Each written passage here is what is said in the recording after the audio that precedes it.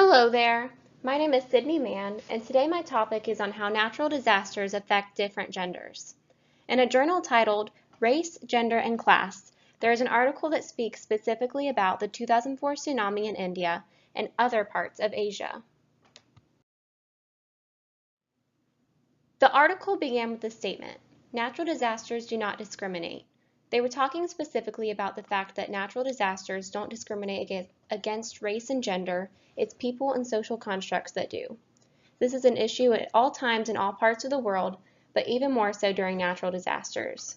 In other countries, women still have no rights to property and are socially expected to care for the children and home while the men earn money to provide for their families. Societal norms have created a steady decline for the advancement of women, and this puts them at risk when in a crisis following a natural disaster. In fact, it was concluded that in the 2004 Asian tsunami, around 3 times more women died than men. This was true globally and is true for most disasters other than the tsunami. This presentation gives a few reasons why this could be true.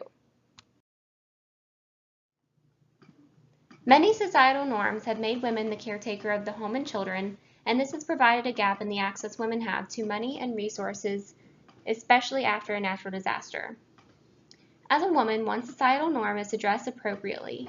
The clothing many of these women have to wear, especially in Asia, tends to be heavy.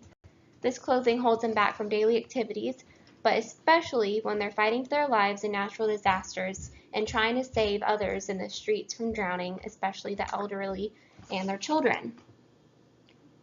This leads to another issue, which is a woman's physical location in other countries.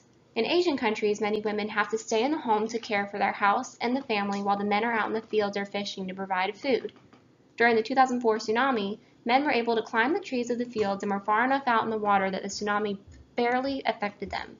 Women were stuck in the homes and were unable to get to safe places before they drowned.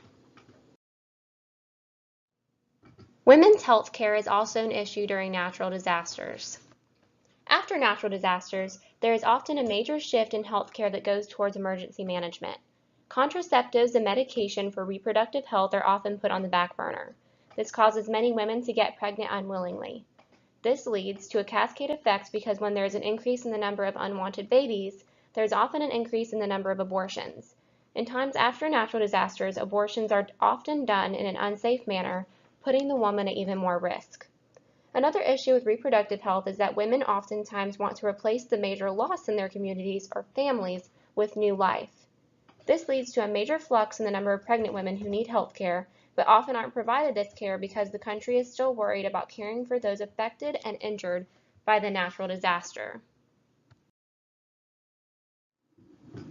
Natural disasters are times of stress for all people, and this makes a woman's risk of violence or sexual violence increase dramatically. Shelters and living quarters are normally set up for people in times of natural disasters. These shelters are extremely useful for those who have been displaced from their homes. One of the main issues with these shelters is they have a lack of not only privacy, but security for those who are being housed within the shelter. The shelters are often placed close to the open streets, allowing for anyone to enter the facilities, and without security, this puts women at even greater risk for being harmed. A couple of things that I think we can do as a society to help prepare women and to prevent the harm that is done to them after natural disasters is to have an open mindset about women's role in society so that women can remain safe. If we can kind of knock down some of these norms, we would be able to allow women to advance in society. And legislation can also help because it can help to change the lack of security and health care for women, including after natural disasters. That's all I have for today, so I hope you enjoyed this presentation, and I thank you for listening to it.